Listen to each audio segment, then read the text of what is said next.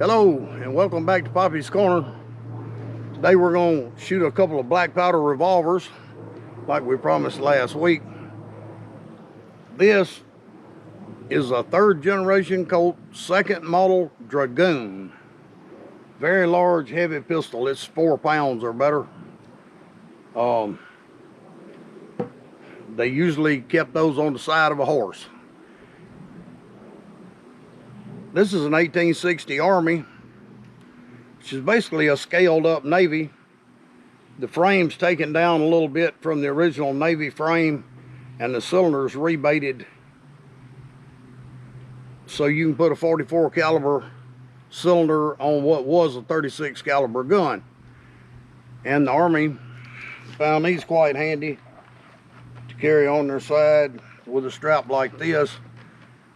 Not too cumbersome, doesn't require having a horse to haul it. So to load, the first thing we're going to do is bring that hammer to half cock where the cylinder will rotate easily around. I have a little stand here that may prove quite helpful. Some people will take a flask like this, sling a powder charge. When you've got the powder in, release the valve, and this nipple should be full of powder. And if it's the correct size, you can use those. I prefer to measure every charge. This is a little measure. As you can see, I've got 30 grains in it. I'm gonna pour this in and see how close it is to 30. And it's not quite there, so I'm gonna say this spout is probably for about 25 grains. So we'll top that off. The cool thing about this measure is you can get your charges exactly the same, because when you swing this around, it trims off any excess powder and drops it to the side. Now, we'll get to the cylinder closest to the loading port. We're going to dump that 30 grains in there, and we'll follow that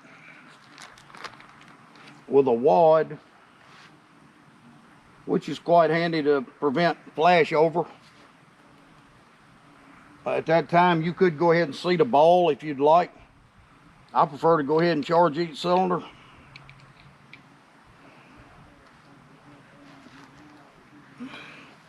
They shoot faster than they load, for sure.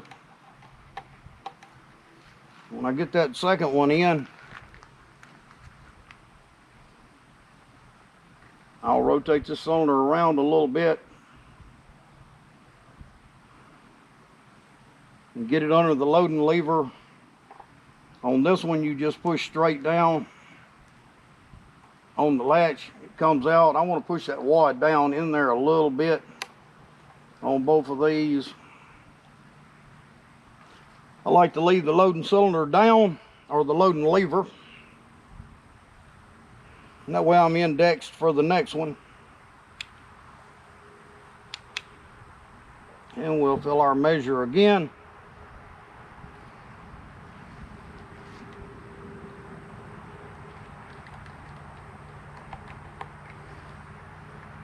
Some people only load 5 chambers on these. Probably gonna load 6. And I'm gonna get to that in a minute and tell you why. These pistols do have a safety feature, or at least I know the 1860 Army does. Hopefully the Dragoon does also.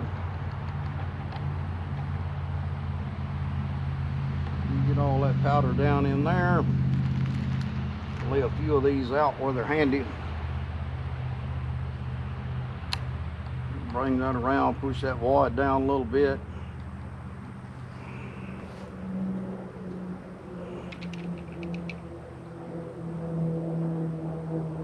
So just imagine living in the cowboy days.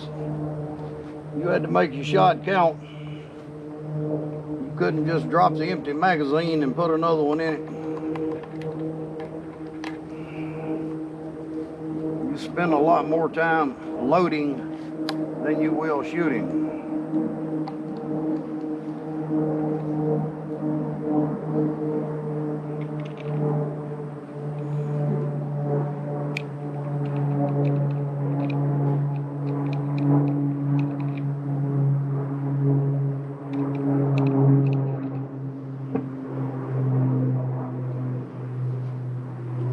And as you can see, it shears a little powder off the top, but that ensures you've got a nice even powder charge. If you weigh them all, I'm not in a hurry, so I have plenty of time to do this. Once all the powder charges and wads are in place, we're going to put a ball in, as these are known as cap and ball revolvers. These come from Hornady. You can buy molds, cast your own if you'd like. But we're going to put a ball right on top of that first chamber and put it directly under the loading lever. And we're going to give that a big squeeze. Now, you want to make sure that's pushed down to where you've compressed your powder charge a little bit. You can leave your loading lever down, put your second ball in, move it over under it, and voila, we have the second chamber loaded. Rotate again for the third. It's seated well. I always like to look and make sure it's cutting that little ring of lead around there like it should. It's very important to prevent a flash over or a chain fire that you use a ball that's a little oversized. These, I can see a shaving around them. You could probably get by with a 451 diameter ball. You know, they're all cutting a nice ring. So now we'll latch this loading lever back up out of the way, and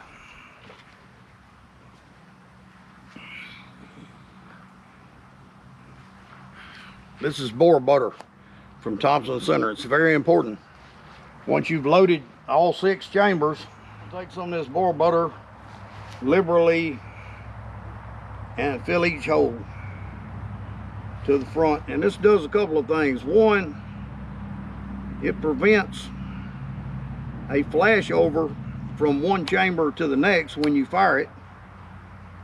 And number 2, it lubricates the barrel as that ball goes through it, which reduces fouling. And you may be able to shoot this handgun 100 times without it starting getting hard to rotate and stiff.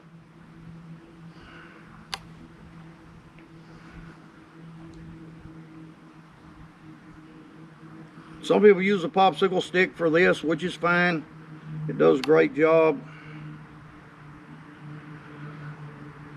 I just don't happen to have any popsicle sticks right now. Kind of on a little diet. Like to drop a few pounds, so I'm staying away from the ice cream and the popsicles and trying to spend more time with my black powder. Get outside a little bit. I've been cooped up for the winter hiding from COVID-19. Now that we have it charged, the next step is to cap it. So what we'll do is we're just going to use a little inline capper here. So we slide it forward. We're going to shove a cap out here to the end, and it's got a pretty solid grip on it. We're going to go over here. Well, it had a solid grip, but it turned it loose. We're going to go over here by the loading port. We're going to slide that cap on there, if it'll fit in there with this capper.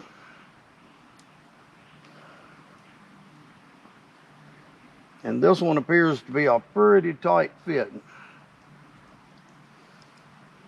So we're going to go to plan B. We're going to take this cap and attempt to put it on there by hand.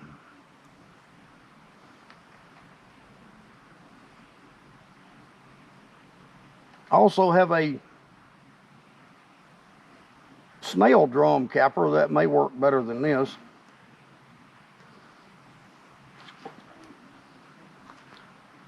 And here's Poppy having technical difficulties already. So I'm going to just use a little screwdriver to finish installing that cap.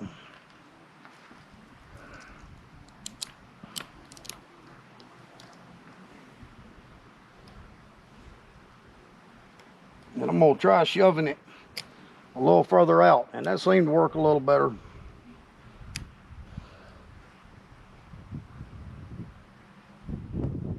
Oh yeah. The only thing is when you do that, your next cap tends to want to fall out behind the first one. We're going to look at another method of capping when we load our 1860 Army. That's a little different.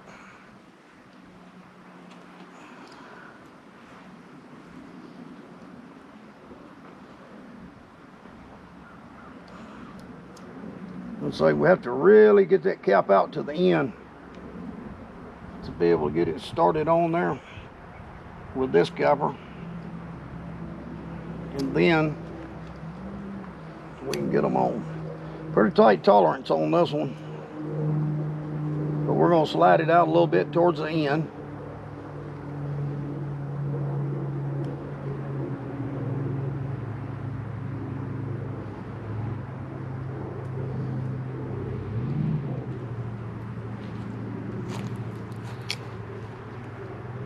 And this may or may not be the ideal method.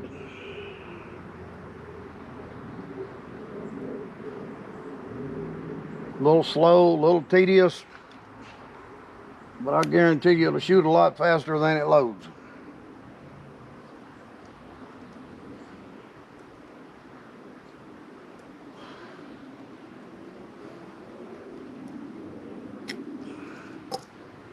So there we have that. Loaded, capped, and ready to go. You should never carry this with 6 loaded and the hammer down. No picture.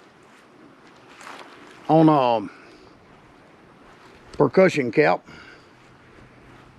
This cylinder has safety notches in between, and you want to rest your hammer there. It's locked in place. It's perfectly safe to carry with 6 as long as you put it in between the cylinders. Now, for the 1860 Army, we're going to adjust this measure a little bit. We were on 30, so we're going to drop down to about somewhere around 24, 25 grains, which is what these were designed for. And as I said, this spout is probably a 25 grain spout. So we're going to throw a charge, release our finger, pour that powder in. It came close, but it didn't quite fill it. So we'll add a little more powder.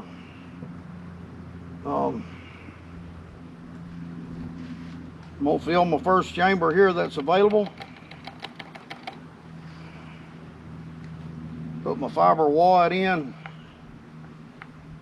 I'm going to bring it around under the loading lever. This one you pull down on both sides of the loading lever to unlatch it. It's a newer design. The Dragoons had one flaw with the loading lever. It's that a lot of times it would come open when you fired the gun. And then you have to close the loading lever back, get it out of the way so you can rotate it. So this is a little bit of an improved latch system for your loading lever.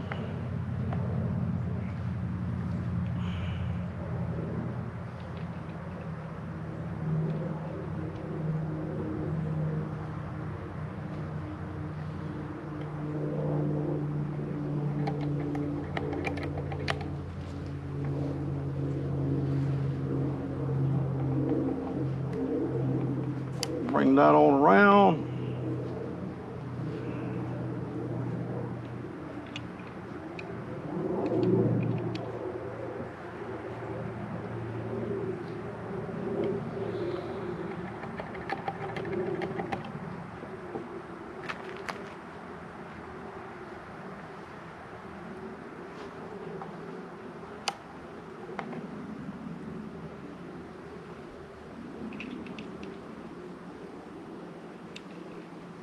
Oop, got a little too much in that one. Well, that's why you have this funnel on the top with the cutoff tube on it. Get that excess powder off. Get your wad in here to fill it.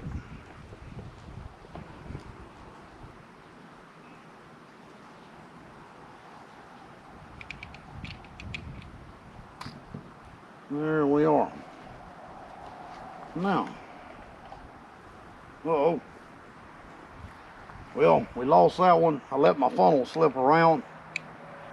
So that has just a little bit of powder in it. So I'm gonna add a little bit.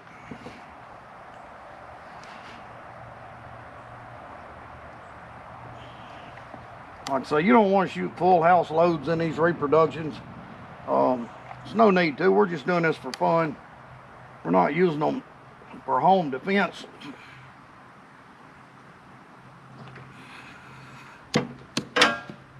And that is tight. So it's shaving a big ring.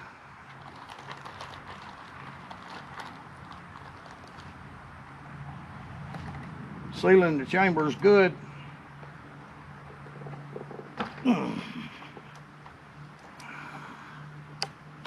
Once it cuts it, you can feel it. You're going to seat it just a little further from here. Mash it down on top of that powder. Compress your charge just a little bit. You don't want an air gap between your powder and ball. That can be very dangerous.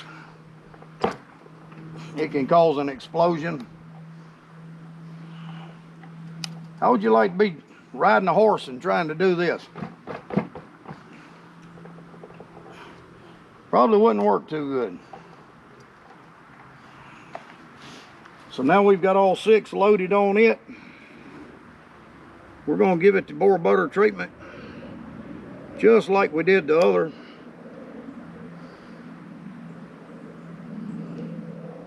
We get all these chambers covered good to prevent any flash over. We're going to do a little something different with our percussion caps on this one. Going to use a little device called the percussion cap keeper.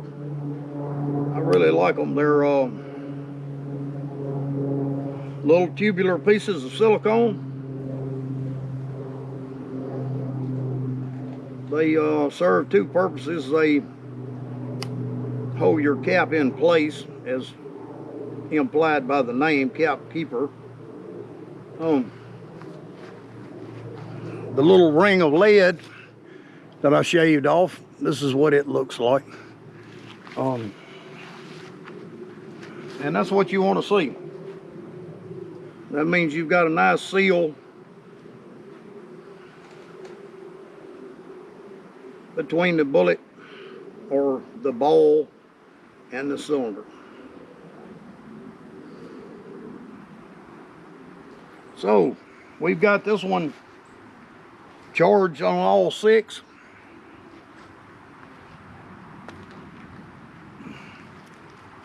I mentioned these in one of my previous videos. These are called cap keepers. You can buy them in bags of 100, bags of 300. And you're going to take that percussion cap and insert it in the cap keeper. You have to roll them between your fingers to get them loosened up to start with. And you cannot use a capper with this. So you have to roll it around in place and get it lined up with your finger and shove that on. And once that cap is all the way on the nipple, you can slide your cap keeper on past it. So as you can see, it holds the percussion cap in place. It also seals it from the weather, and it seals it from a flashover.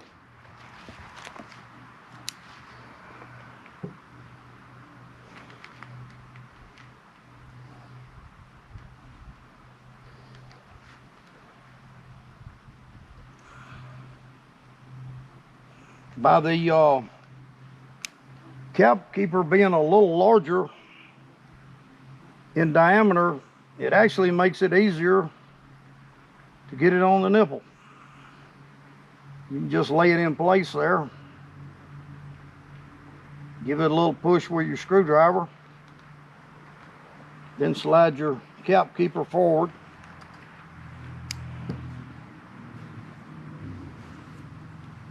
And repeat the process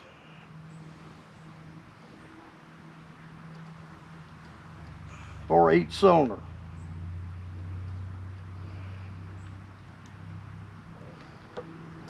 Some of these pistols are notorious for having what's known as a cap jam, where the cap can fall into the action and prevent it from turning, or it can fall between the cylinder and the hammer and prevent the hammer from going all the way forward and the next shot being fired.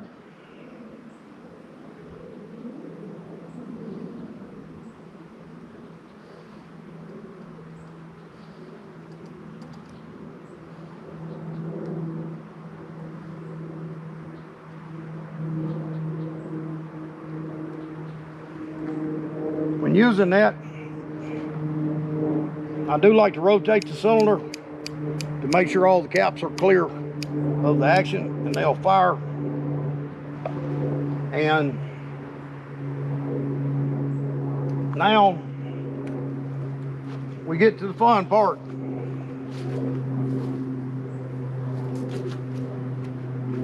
If y'all will pardon me. Woo, it's hot out here today. It's supposed to be almost springtime, but it feels like the middle of summer.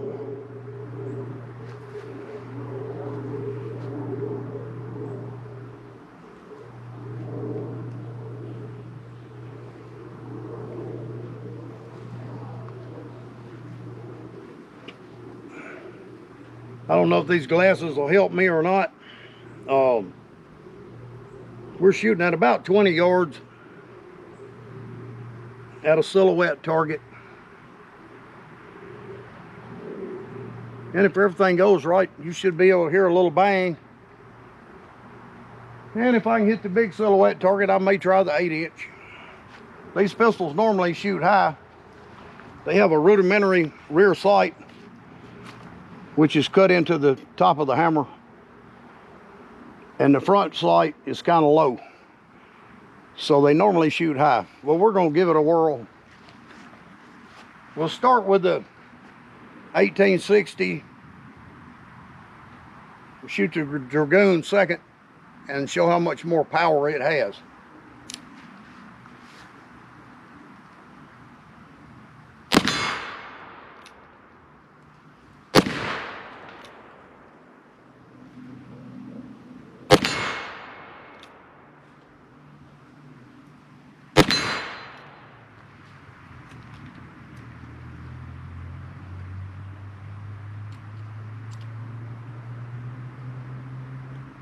Now, even using the cap keeper, we had a little jam there.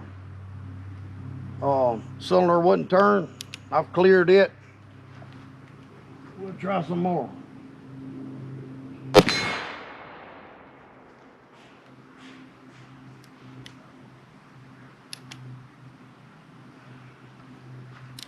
So I fired my 6 shots. Had one little failure to rotate. Now we're going to try this second model Dragoon. The action's a little stiffer. You need to give it a stiff pull on the hammer to cock it.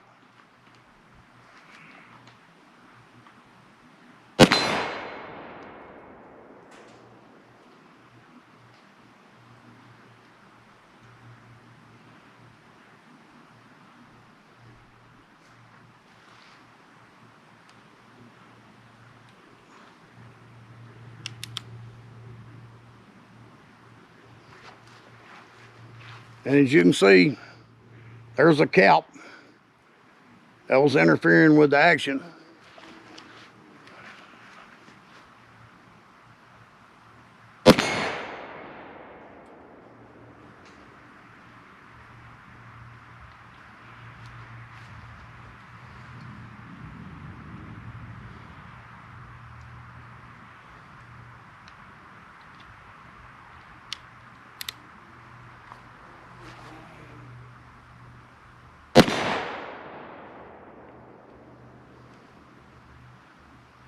So these are really wanting to hang up.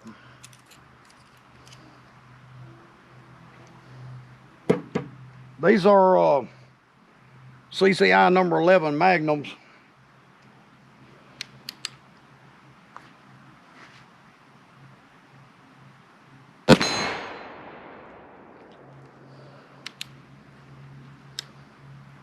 When it shoots good.